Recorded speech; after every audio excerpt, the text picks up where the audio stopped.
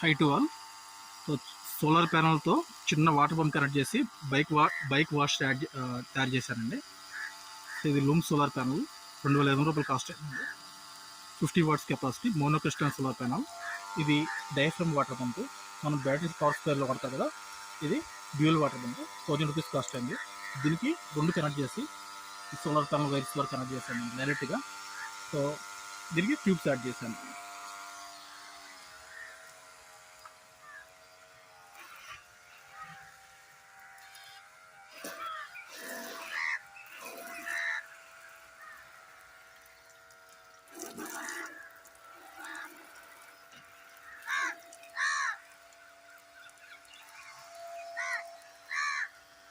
పర్లేదండి, బాగానే పనిచేస్తుంది.